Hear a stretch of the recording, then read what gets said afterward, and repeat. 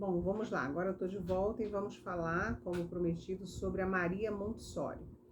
Eu creio que muitos de vocês já ouviram falar, né, sobre essa italiana, médica, educadora, né, que criou aí os métodos de aprendizagem que a gente ouve falar e faz uso deles até hoje, que é mais comumente chamado como o construtivismo, né?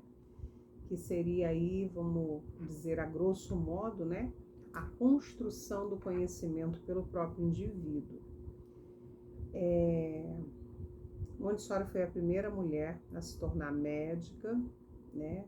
Psiquiatra, e através das observações que realizou durante o período de atendimento, principalmente a crianças, né, com comprometimentos de saúde mental, observou que o indivíduo, quando faz uso da prática, da sua atenção e da sua zona de interesse, né, ela consegue se desenvolver de forma efetiva.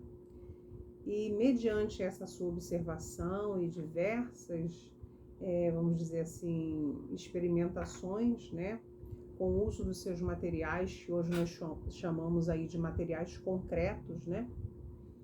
Por que materiais de uso concreto? Porque são materiais que a criança manuseia e ela consegue colocar ali o que ela está pensando, ela executa. E nessa execução ela tem a probabilidade, possibilidade de verificar, né, os seus erros. A criança consegue observar ali os seus erros, né? Então nós temos aí hoje uma diversidade de materiais criados por Montessori, que fazemos uso. Vou citar aqui um que eu uso bastante dela, que eu creio que vocês devam conhecer, que é o material dourado. Fugiu aqui um pouco a memória. O material dourado, né, eu faço bastante uso dele, é porque eu uso bastante também o ábaco, né? O ábaco aberto, o ábaco fechado, que é para cálculos matemáticos, né? Ela não fez só material para a matemática, a gente vai falar um pouco melhor aqui sobre outros, né? Ela tem 5 áreas aí, 5 grupos, melhor dizendo, de materiais que ela fez uso, né, ao decorrer da sua trajetória e que nos deixou, né, esse legado, vamos assim dizer. E o material dourado para mim é de grande importância e relevância porque ele faz com que a criança consiga manusear, né, e processar mentalmente o processo de cálculo, por exemplo, né? Porque quando a gente fala para a criança 2 mais 1 é 3, isso é muito subjetivo, né? Agora, quando você mostra, né, algo concreto para a criança, né? 2, eu tenho 2, ó, eu tenho 2. Agora eu ganhei mais 1. Com quantos eu fiquei, né? Eu uso o material dourado, mas obviamente que hoje a gente faz uso aí de palito de picolé, tampinhas de PET, né, dentre outros recursos, para justamente fazer esse processo do que a gente chama de pré-operatório concreto, que é quando a criança precisa manusear algo né, concreto, para que ela possa trazer isso para sua estrutura mental e com isso ela consiga processar o que ela precisa fazer, tá? Nessa amplitude toda aí, mas de fato e de verdade, acho que todos nós temos aqui experiências, né, para contar a respeito de que quando se faz, né, quando se pratica, com certeza a educação, o aprendizado se dá de forma mais efetiva. Então, a palavra-chave da pedagogia de Montessori é normalização, que ela fala justamente que significa a interação das forças corporais e espirituais, ou seja, o corpo, né, toda a questão corporal, a questão da inteligência, a nossa cognição e a vontade, né, porque para que haja realmente aprendizado, muitas das vezes eu coloco isso para as famílias quando procuram a psicopedagogia, né? Quando há algum entrave na aprendizagem, O princípio de tudo é a vontade de querer, né? De aprender, de ter interesse naquilo que se propõe. Né? Sem interesse, sem esse querer, sem esse desejo, realmente fica muito complicado, né? Mas nós temos esse papel aí fundamental de despertar nos nossos educandos, né? Esse desejo. Então, quando a gente faz algo de concreto, de lúdico, a gente com certeza traz mais eles para perto dessa aprendizagem, para perto de nós, né?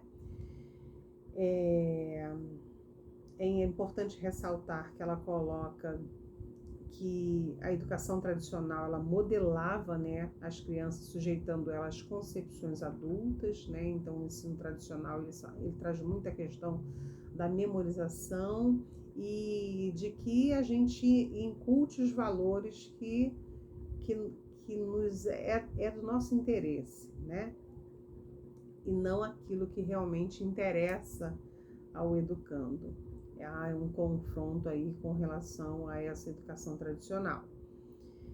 É importante a gente falar aí de como ela organizou, né? Porque ela diz aqui, segundo Montessori, né, as atividades manuais e físicas com objetos definidos ajudam a organização interna das crianças. Ela criou uma metodologia de ensino a partir de uma série de materiais didáticos, organizados em 5 grupos. Então, vamos lá. Material de exercícios para a vida cotidiana, né? Se a gente parar para pensar hoje, nós construímos muitas das vezes na nossa sala de aula, né, a feirinha pedagógica, ou a feirinha mesmo, porque a gente vai trabalhar ali, por exemplo, com o sistema monetário, né? E aí a gente faz uso de uma feirinha para que a criança possa, né, praticar o uso do troco, do uso do dinheiro, do reconhecimento, e aí vai entrar os cálculos também, mas é de uma forma prática, né, trazendo para o cotidiano da criança, né, aquilo que ela futuramente vai vivenciar ou já vivencia quando vai fazer compras com a família, né, e assim por diante. Então, são materiais, por exemplo, hoje a gente vê muitas crianças com interesse pela cozinha, né? Hoje, lá no consultório, eu tenho uma cozinha que a gente chama de cozinha funcional, que é justamente para dar a essa criança, né, o incentivo de que ela cozinhe, de que ela se alimente, né? Então, assim, isso é muito interessante e traz para a criança também essa questão prática de uma rotina cotidiana, né? Que é fazer a comida, de se vestir, né? Então, traz a questão da autonomia, né, para esse indivíduo, o que é de grande relevância, né? Imagina nós, enquanto educadores, temos que fazer tudo para essa criança, ou muitas das vezes a família também, né? Eu tenho crianças no consultório que às vezes com 10, 11 anos de idade não sabem colocar o tênis, já amarrar o próprio cadarço, ou se vestir, né? Solicitam ajuda e aí a gente entende, né, de que isso não é trabalhado na família. É importante porque isso é dar autonomia a esse indivíduo. Então, são atividades e materiais simples, né, do uso cotidiano. Esses são alguns exemplos aí que eu citei, mas nós temos aí vários outros. O material sensorial, que na educação infantil é de suma importância, né, porque é através dos sentidos, né, e ela coloca muito bem isso, que antes de qualquer outro aprendizado é importante que a criança tenha desenvolvido, né, todos esses 5 sentidos. E aí nós temos hoje uma amplitude de materiais, né, que trabalha aí com a questão do sentido. Ela criou aquela caixa lúdica, né, caixa sensorial, que é aquela que a gente enfia a mão e através do tato, né, a criança descobre, a gente pode fechar os olhinhos e dar também para passar a mão, se é liso, se é grosso. Então a gente trabalha com texturas, a gente trabalha com cheiros, né, a gente trabalha muitas das vezes com o paladar também, né, dentre outros.